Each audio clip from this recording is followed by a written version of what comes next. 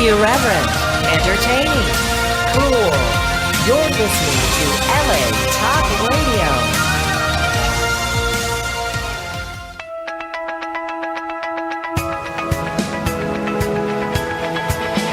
You're listening to Peace Fund Radio with Ethan Dettenmaier and Adrian Paul, right here on LA Talk Radio. Good morning. Good morning, good morning. Good morning. That is to you, Ethan. Actually, I'm not talking to myself when I say that. You know what I mean? It's just, well, you do talk to yourself quite a bit. That is so true. I never know if it's that some is disturbed sort of... My wife actually tells me I shouldn't do that because the things that come out of my kids repeat. Well, I just have... The only problem I have when you talk to yourself is when you're walking down the street doing it, because then you look odd. Other than that, I don't care if you talk to yourself. Don't you love it when people are actually on headphones and they're talking? It looks like they're talking to themselves. That's you're great, like, isn't it? Oh, they've got a headphone on. Or they've got a helmet on and they're talking. But a lot of times the conversation you have with yourself is better than anything you can have on the phone anyway. Yeah, ain't that the truth? Yeah. So, God, I've had a hell of a week. I can't believe I've only been back just over a week, and it feels like a month. I've sold a car. I've moved back into my office. Busy. I've done so many things business wise. It looks like we've got some stuff going on. I've got a job. I'm possibly even doing looks like I'm doing 2 episodes on a new series in Marbella, Spain. That's in April. It looks like I'm going to do. So there's a lot of stuff been going on. It's kind of about time you started pulling your weight around here. Yeah, thanks a lot. That's very, very so nice of you. Well, as most of you know, last week we were talking about bullying. It's something Ethan does to me every day, but that's okay. We'll leave that alone. That's absolutely shameless. That is an absolutely shameless comment to make. Yeah, I know. But we were talking about bullying and about all the average facts about bullying. I just want to highlight some of those things right now. 19.6% of high school students in the U.S. report being bullied at school in the past year. 14.8% report being bullied online.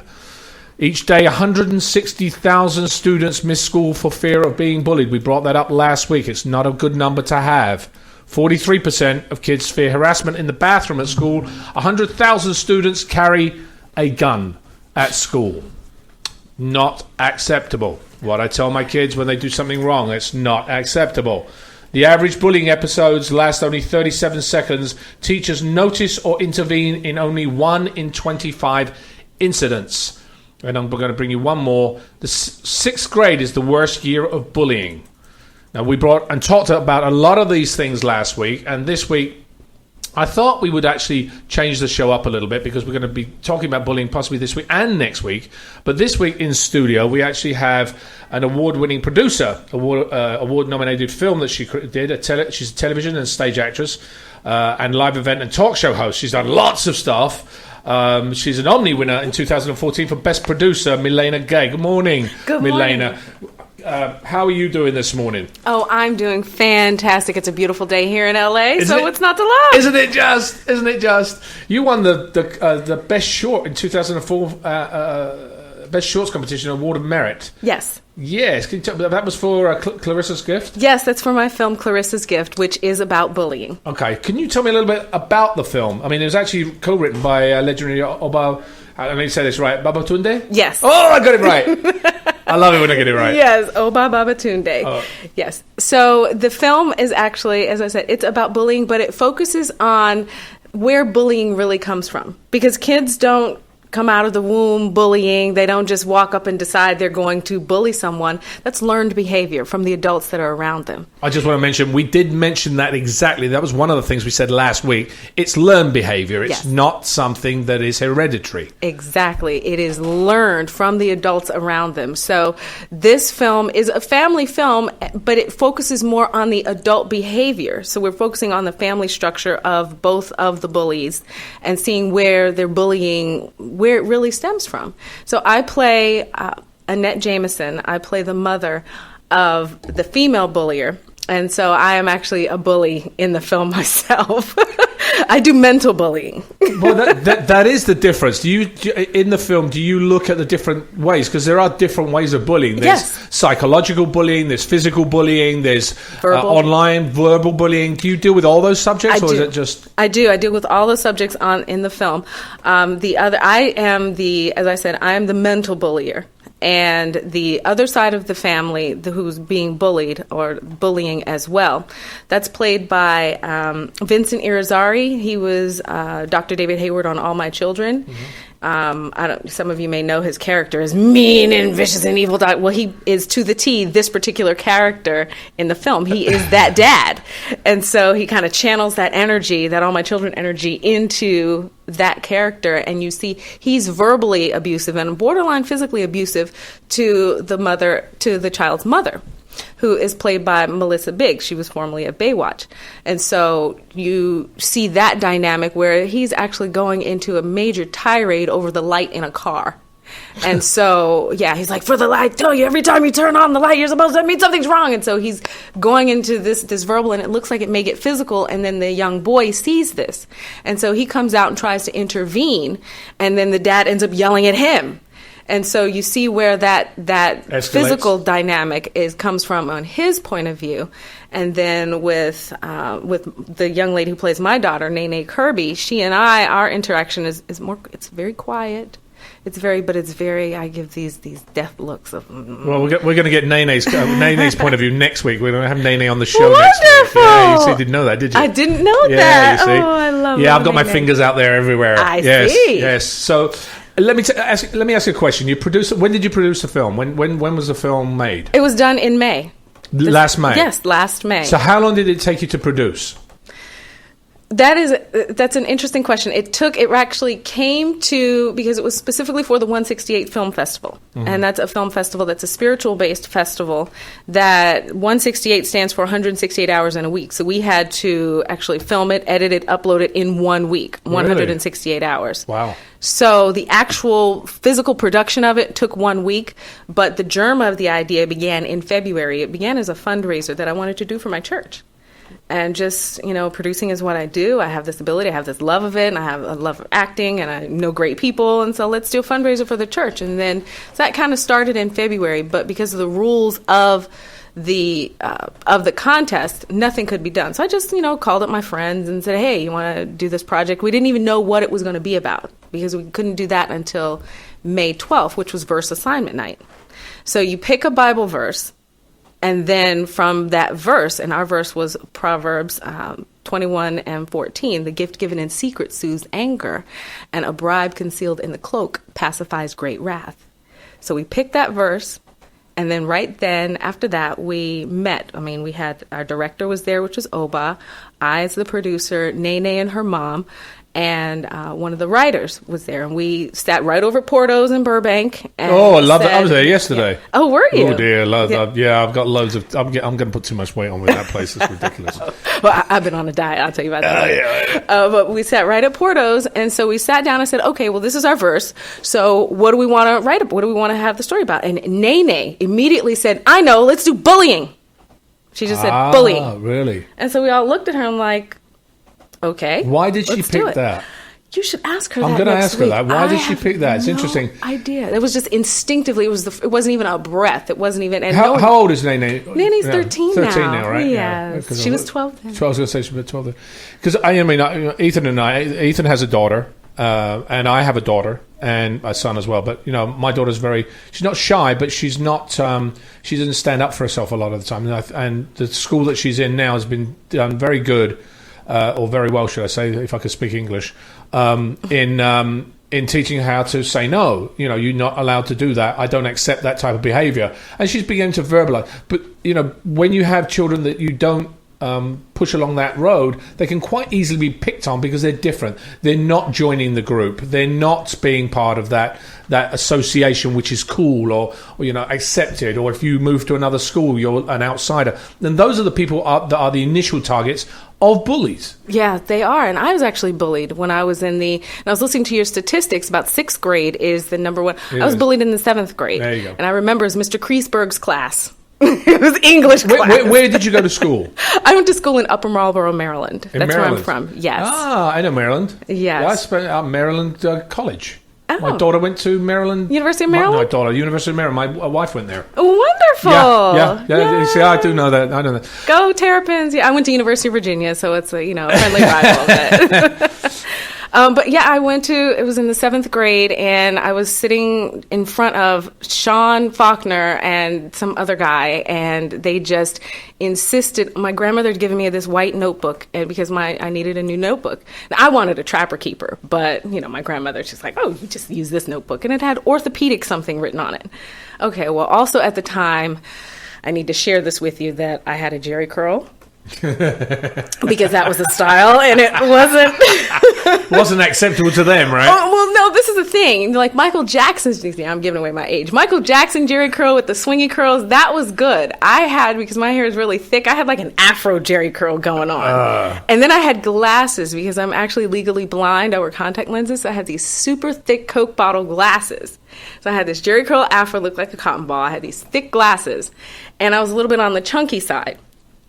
So they saw this orthopedic notebook, and immediately my name began to be Ortha.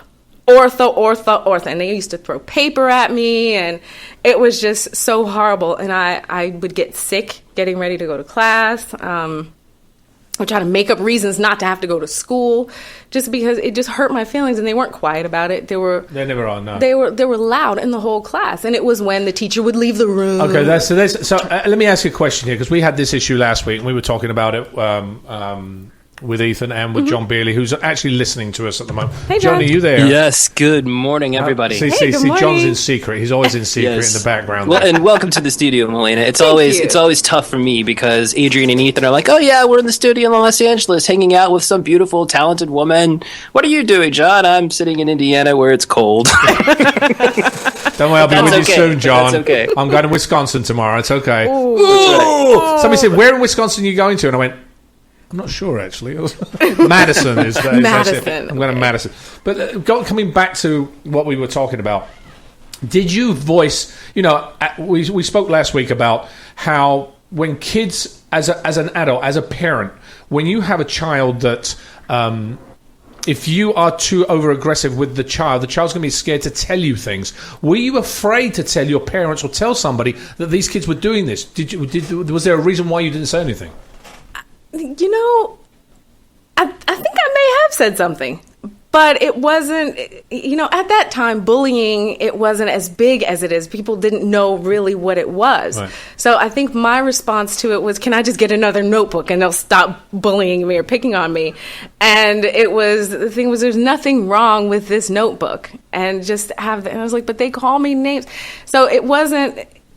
I wasn't taken seriously. Like, they didn't realize the whole depth of what really I was going through at the time. So I think this is what the issue we were talking about parents having to be aware of what their child is doing. I mean, it doesn't mean to say, "Oh, honey, you okay?" I don't think that's the point. The point is you've got to listen to what your child is telling you. Exactly. Really sort of say, okay, you want to talk to me about this? Tell me what it is, and if it's you'll quite quickly figure out whether it's a big problem to them. And if it is, it might not be a big problem to you, but to them it is, and therefore it's psychologically damaging. Exactly. And I haven't forgotten it, Mr. Kreisberg's class. Yeah, exactly. Yeah. I've never forgotten it, but I did not, I never had that conversation that you're suggesting, that you're talking about. I never, insisted on saying, sit down and listen to me. This is happening.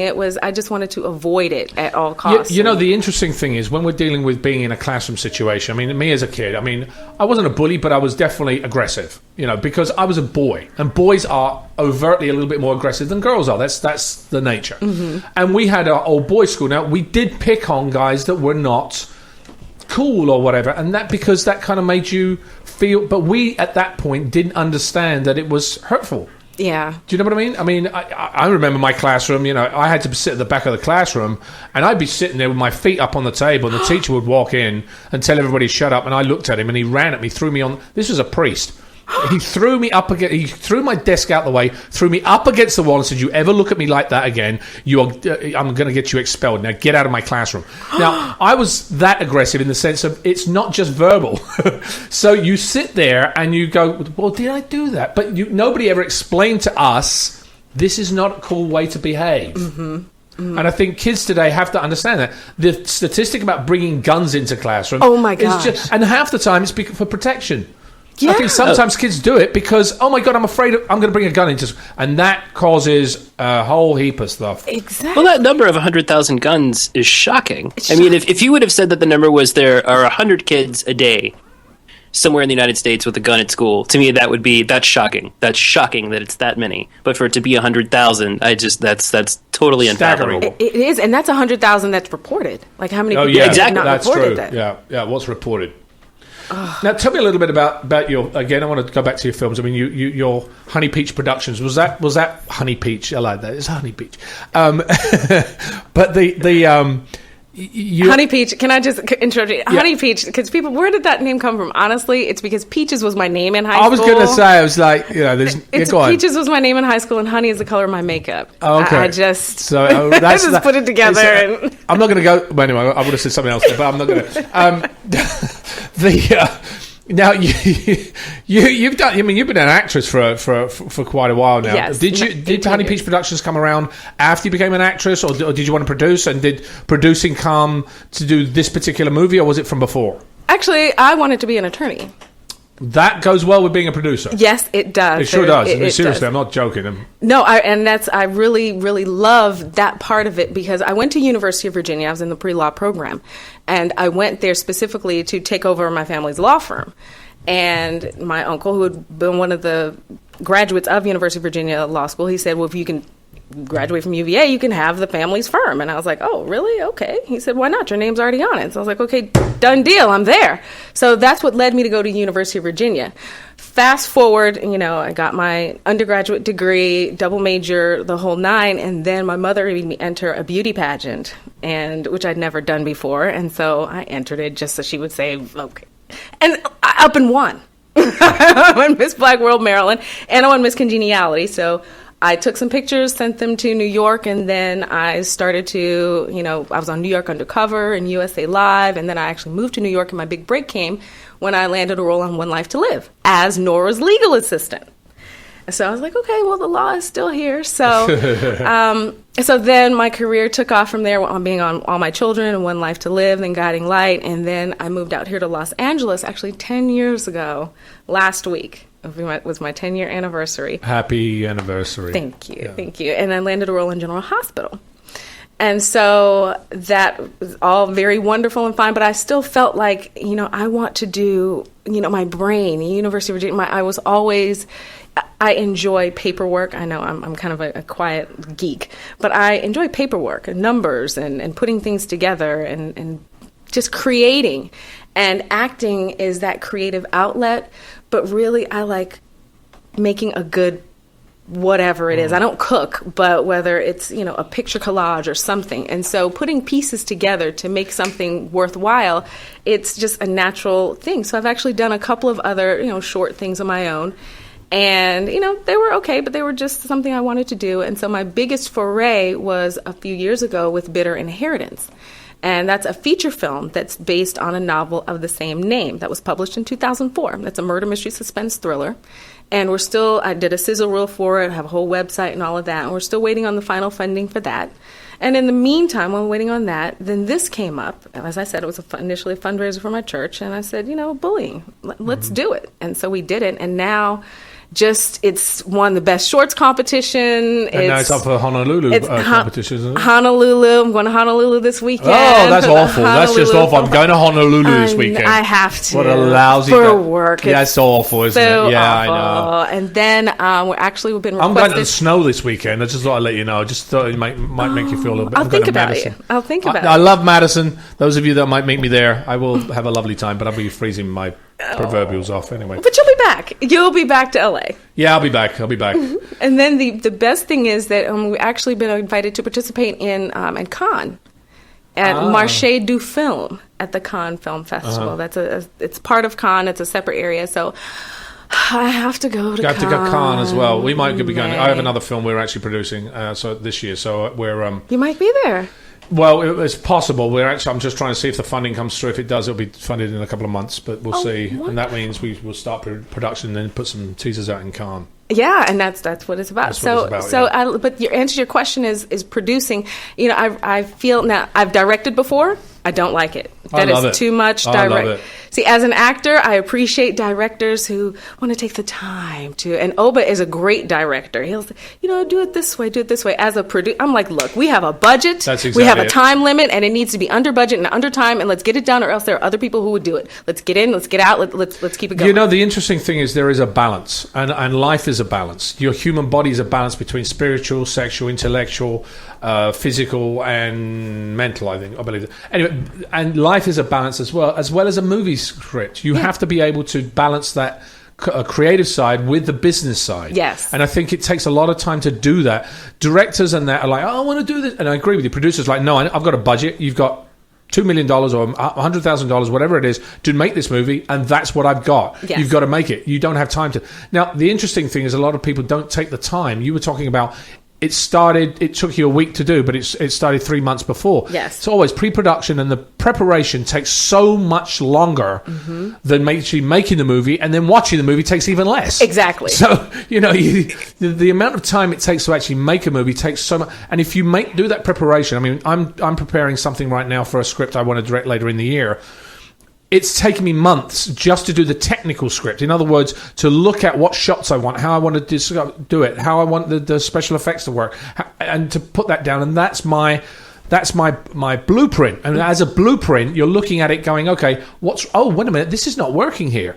Instead of sitting on set going, well, let me think about how I'm going to do this shot. You can't, because you're not putting it together. It takes a lot more time, and some directors don't have the time to do it. But if you do, and you've got the preparation time, it will save you money as a producer. Exactly. And it will give you a little bit more leeway, I think, as a director. So I think there's a balance somewhere there to sort of, put into practice. There is, and it takes a really special kind of person to be a really good director.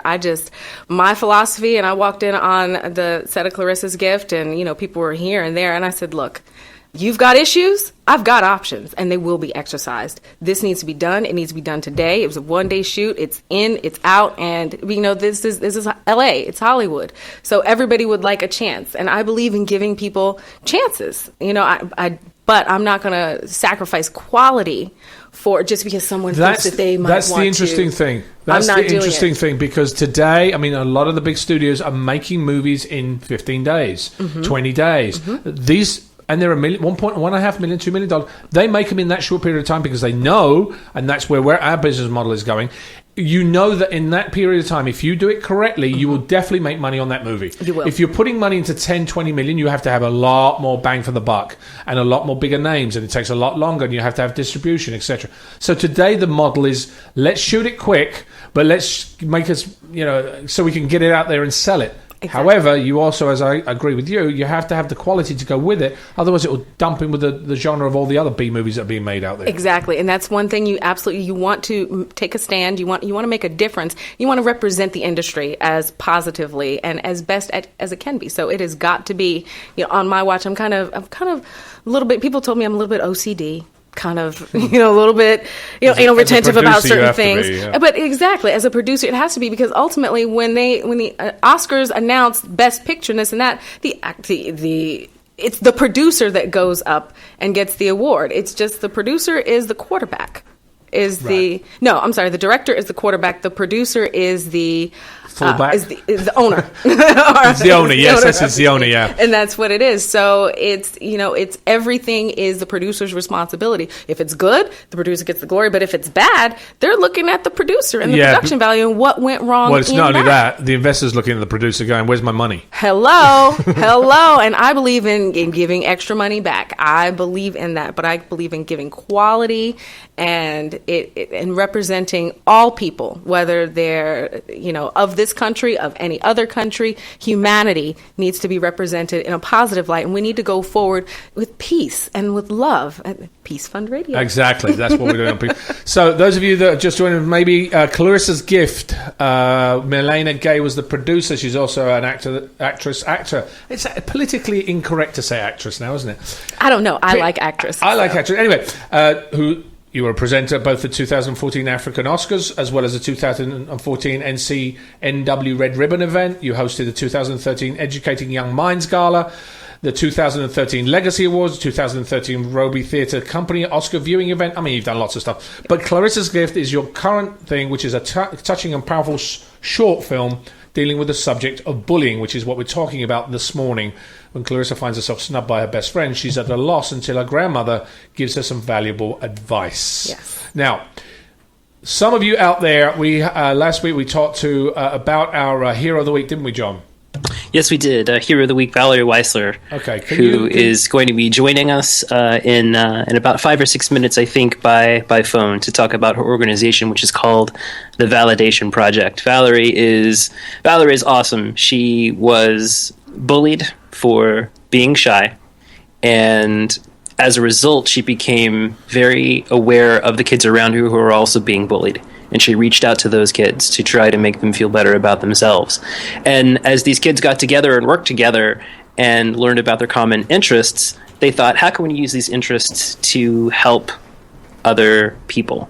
So as a result of getting this group of kids together, Valerie now runs an organization that involves 5,000 teens and 2,000 adult mentors in 900 chapters in 100 countries. It's called the Validation Project. You can check them out at thevalidationproject.com. And like I said, Valerie will be joining us very shortly to talk about how she got all of that together. This is what really amazes me every week when we bring our Heroes of the Week. It starts with a small little idea and then it just grows. And look at what she's done, 100 countries. Wow. But it's the same thing as what you're talking about, Millena. It was an idea, small thing. Now you're going to festivals for awards based on a small, short idea that somebody had because they had passion about it and because they had belief in it. And I think the same thing is happening with Valerie. I want to ask her when she gets on this morning as to why and how she started it. But, it's the same thing. And this is what we tell people. If you have something that you believe in, you've got to follow it. Absolutely. You have to. There's a little voice that's inside of us that sometimes we ignore, but we really need to tune into that and just really follow that, because you never know where it's going. I had no idea. Last February, I was actually at a meeting at Starbucks in Hollywood, waiting to go to an event, some red carpet event, and I was talking to someone about they wanted me to come in and produce this horror film. So we're sitting there talking about the horror film. His name was Mike. And then as we're about to leave, he said, you mentioned something before. And, I don't know, not for nothing. It might not be anything, but you might be interested in this little, festivals, 168 Festival. And he started telling me about it. And I was like, oh, that sounds interesting. Let me marinate on that. And then I took it to my Bible study and talked about it. And here we are. Do they fund it, or do you have to get external funding for it? The 168 Festival? Yes. Oh, no, you have to get external funding. All this was my own funding. Right. My own cultivating. Yes, culling right. of people. Which you have to do. Yes. Do we have Valerie? Can we get Valerie on the phone this morning? She'll be calling She's into going us. to call into us. Should be very, very shortly. She was going to call in last week, but she couldn't because she had a test. And that's one of the things too I love about these Heroes of the Week is that we often forget these are kids who are in school and accomplishing these incredible feats. We're working on, hopefully next week, getting another of our Heroes of the Week to call in, a girl named Sana Giovanni. She was diagnosed with alopecia when she was 12 years old. Her hair fell out. And, you would hope that the kids in class would be supportive, but instead she was incessantly bullied. Somebody left a note in her locker that said it was entitled 50 Ways You Should Kill Yourself, all for being diagnosed with a legitimate medical condition. Terrible. But rather than letting that bring her down, she decided, you know what, I'm not even going to wear my wig to school. I'm just going to be exactly who I am. I'm going to be exactly as I am. And by doing that, other kids who had been bullied for other reasons, other kids who had considered suicide, other kids who had been bullied for this reason or for that reason came to her and said, hey, you're showing this incredible amount of courage and strength. You've inspired me to become more comfortable with myself. So she founded something called International Natural Day, which you can check out her website at internationalnaturalday.com, which is in several countries, where she just basically urges kids to be yourself, celebrate who you are, celebrate who the people around you are. She holds it every year on February 13th, which is the day before Valentine's Day, which I think is really genius her reasoning, which is you can't truly love someone else until you truly love yourself. So hopefully she'll be on next week too, which again, this is just another one of those situations where a young person takes their own experiences and turns it into something that is inspiring other kids to change their own lives, to change the lives of those around them, around the world. It's fantastic. These stories every week. I have the best job on the show. No offense to Adrian and Ethan, but really, to be able to tell these stories and learn about these kids is just, it's just the best. How old is Valerie? Valerie is 17 now, but she's been doing this, I think, since she was 14. Wow. Now, this month is, I'm jumping topic in a sense. In a sense, I'm jumping, but this is Black History Month. So it's I was like, oh my God, it's Black History Month. Looking back how it was created is a fantastic. We're going to be dealing with that probably for the rest of the month as well. But I believe Nene's African American. Yes, she is. Right? Yes. What's your background? Oh, I'm African American. Okay, so in fact, we are celebrating a bullying and African. So I have a question for you. Was there any racial issues with the bullying when you were in school? When I was in school, interestingly enough, I thought you were going to ask, are there racial issues in the film? Oh, both. Let's go to both. Well, in school, yes, because the two boys that were bullying me, one was African American and one was Caucasian. Isn't that it? And it's interesting because, there's a racism in the African American, and I guess it's in all communities. There is this light skin, dark skin issue, especially in the African American community. Mm-hmm. And being of a fairer complected African American, it's quite challenging sometimes because my own brothers and sisters, quote unquote, think of me or treat me in a different way just because of the color of my skin, which I didn't have anything to do with. Right. I had no say so in how I came out, the texture of my hair, the color of my skin, none of that. But yet to be judged and criticized and comment and made to feel less than because of something that's beyond your control is just very, very hurtful. So this guy, the Sean was the one, Sean Faulkner, if you're listening. If you're listening, Sean.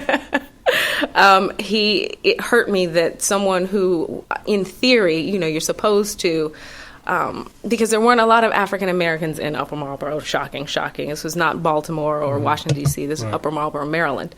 So where there were two streets, Main Street and First Street. And the high school was cornfields surrounding it and the whole nine. So, there weren't a lot. I think we have a call. Do we have a caller here? Oh, sorry, I didn't want to drop you. I think we have Valerie on the line. Valerie, are you there? Yes, hi. Hello, good morning, Valerie. Hello, good morning, Valerie. Hey, good morning, Valerie. You're on with Peace Fun Radio. How are you doing this morning? I'm good. How are you guys? Oh, we're not bad. Where are you calling from? I'm calling from New York. Oh, is it cold? So it's not morning for me, but... Is it cold there? Yes, it is freezing. Well, I'm very, very jealous of where you are right now. Exactly. I was about to say that. Yes, I know. It's just kind of... Anyway, this is life we lead. Yeah. Somebody's got to do it, though, Adrian. Exactly. Somebody's got to do it. Oh my God. So, Valerie, one of the reasons you founded the Validation Project was because you were bullied for being shy. I mean, what form did this bullying take for you?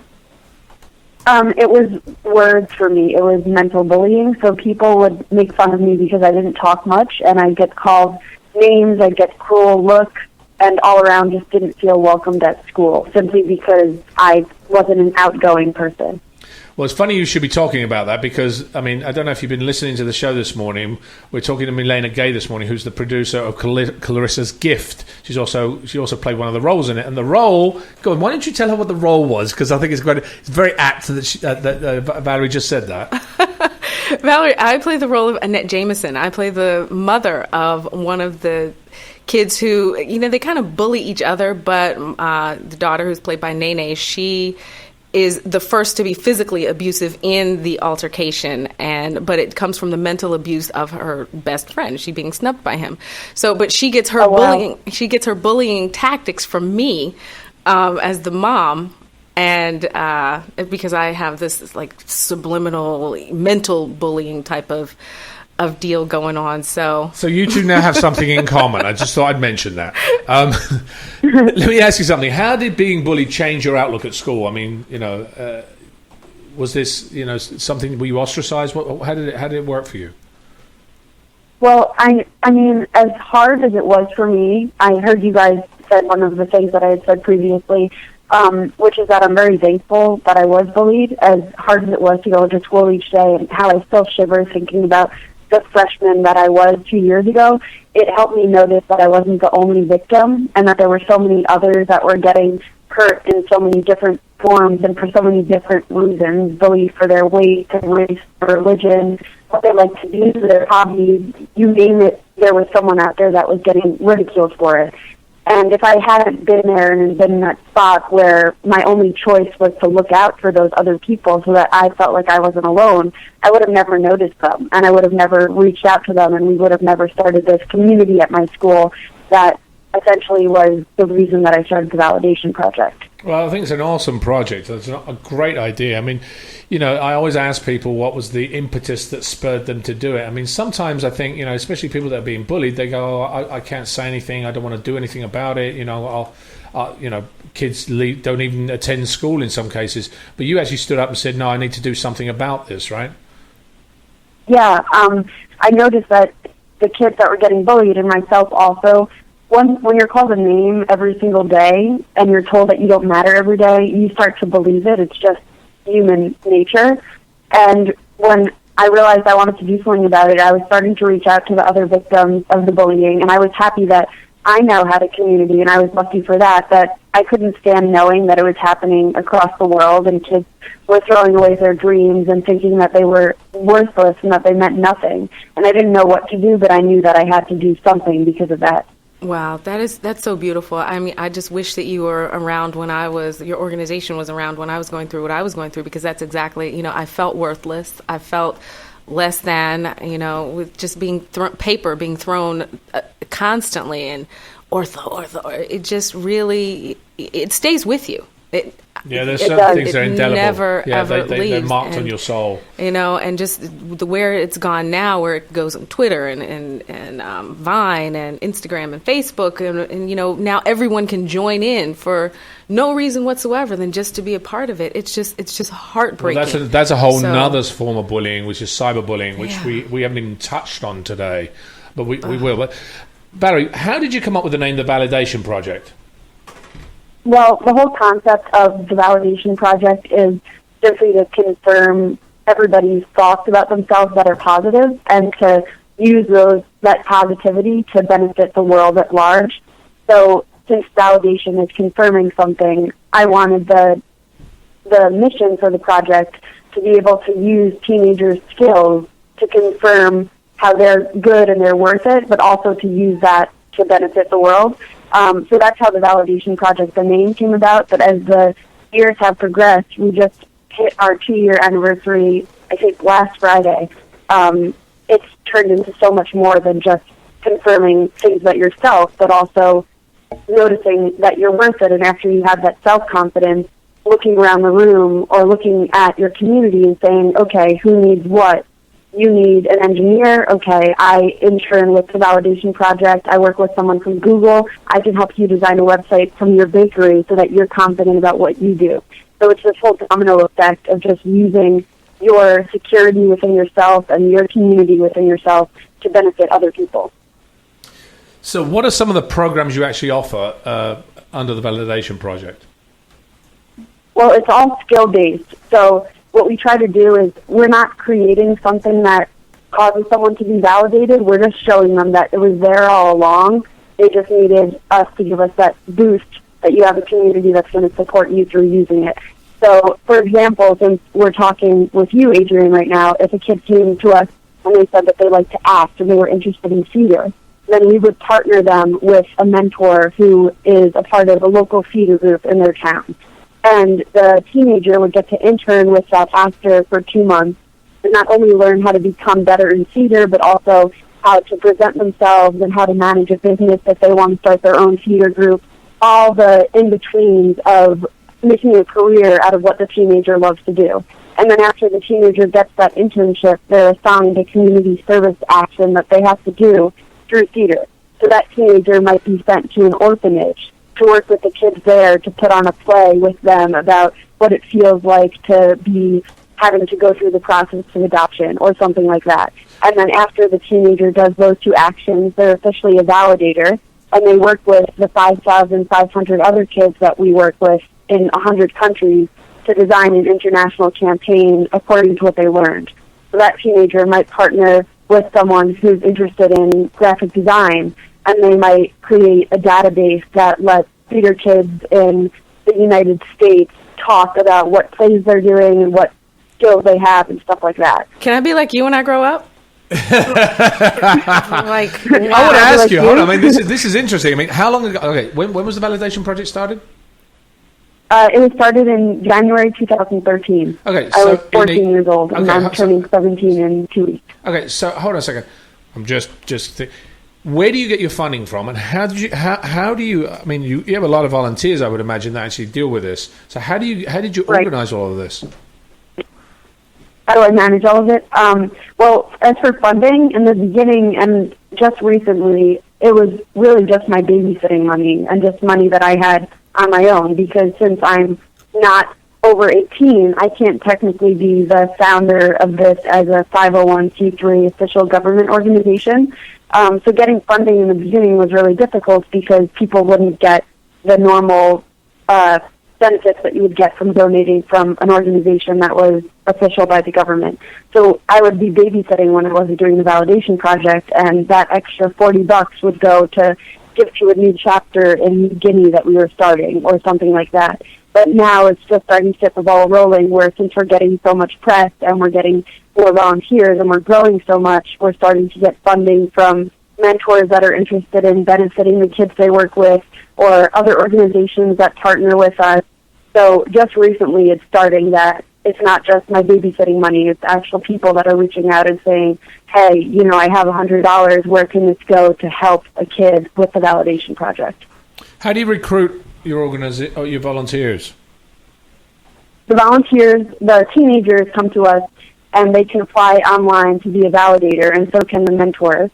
And what they do is they tell us where they live and what their hobby is and what social justice category they're interested in. So someone can come to us and say, I'm 15, my name's Brad, I live in Oklahoma, and I'm really interested in football and also special needs.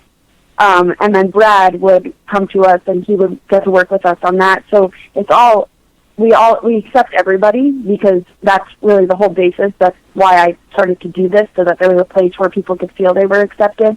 And then the mentors also come to us and they kind of act on like a Ferris wheel of working with the kids, where they work with one kid for 2 months and then we find another kid in their area who has a skill and they work with that kid.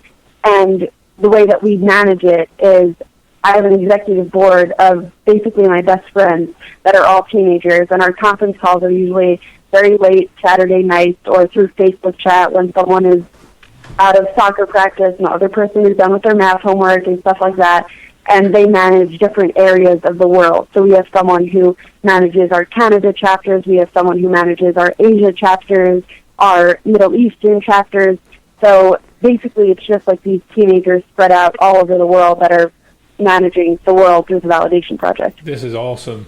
All right, I've got two more questions for you. What misconceptions do you think people have about bullying?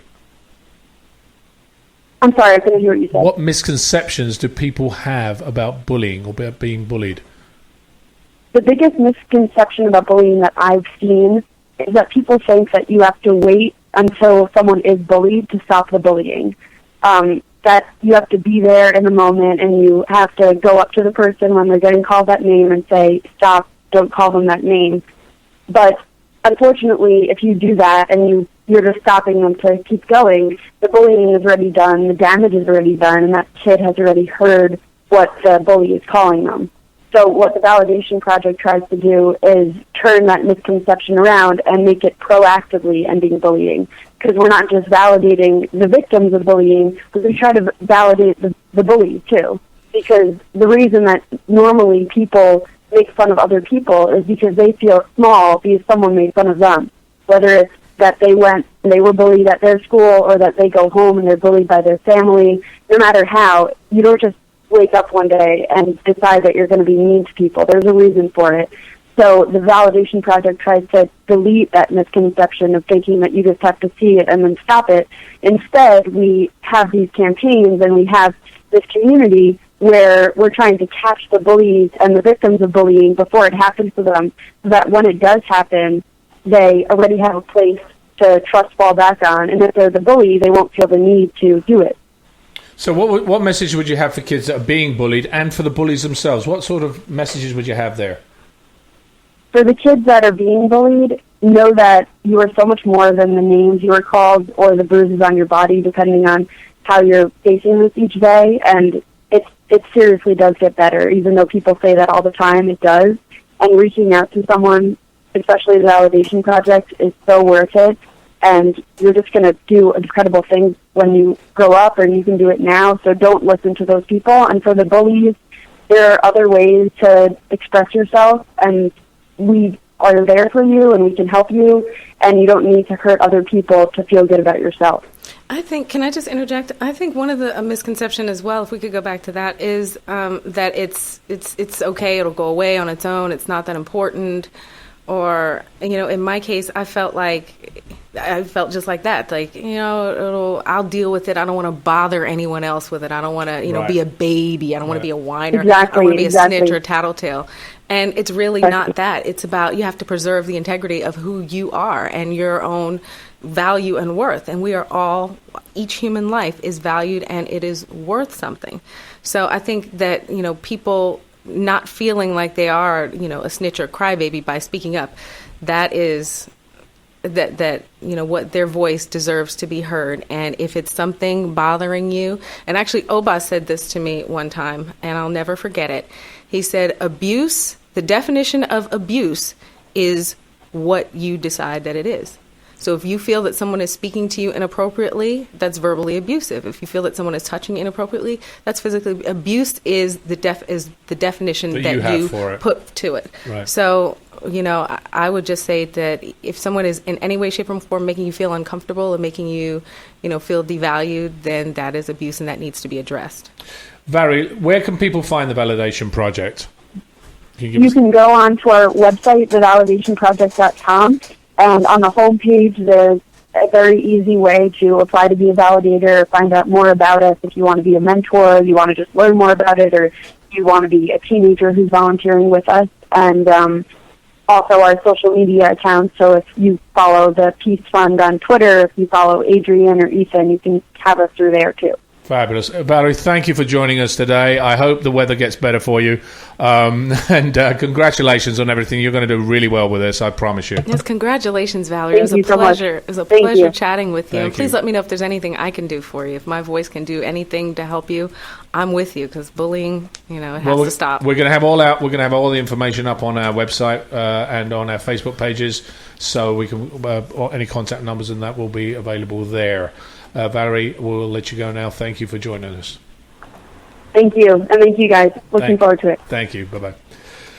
So time is almost up. We have another 4 minutes. This is how this show goes every week, and we bring on, and when we have guests in the studio, and we bring in our heroes of the week, we get exact same reaction that you go like, "Oh my goodness, I can't believe she did that." Yeah, she's been doing this since she was 14 years old. I mean, it's only 3 crazy years, what you for can goodness accomplish. sake. And I also wanted to congratulate Valerie for being nominated for the 3.Dash Summit for Global Teen Leaders, which she will be attending this spring in New York. You can find out about that at 3.dash.org. But please visit the Validation Project.com and see what she's up to. And if you're interested in helping, she will tell you what to do. And thank you, Valerie, for her time this morning, because I know how busy she is, and it's just we're really grateful that she gave us some of her time this morning.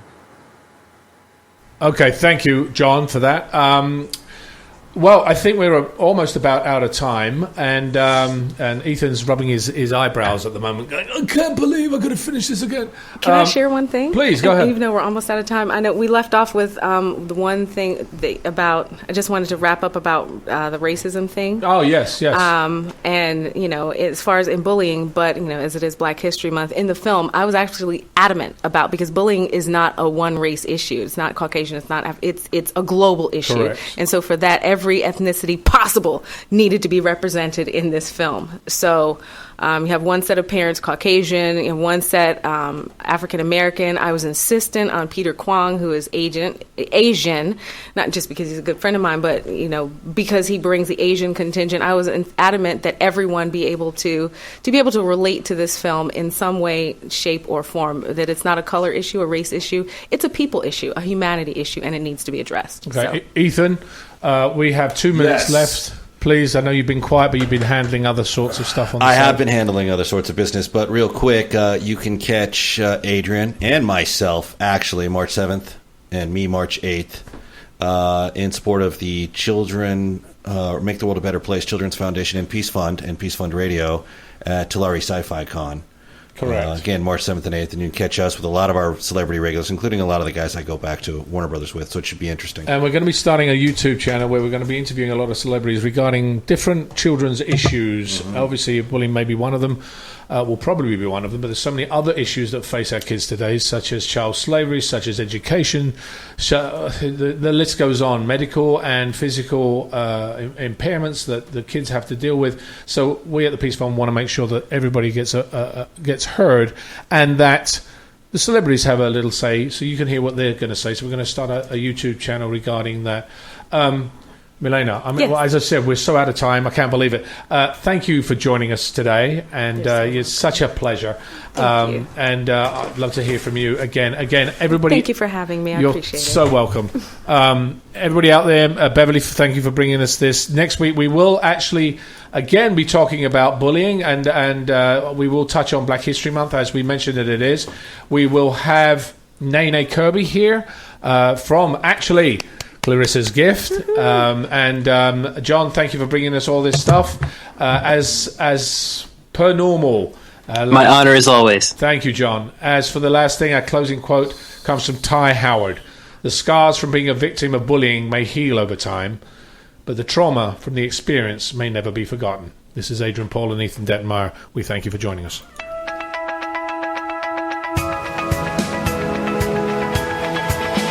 You're listening to Peace Fund Radio with Ethan Dettenmaier and Adrian Paul, right here on LA Talk Radio.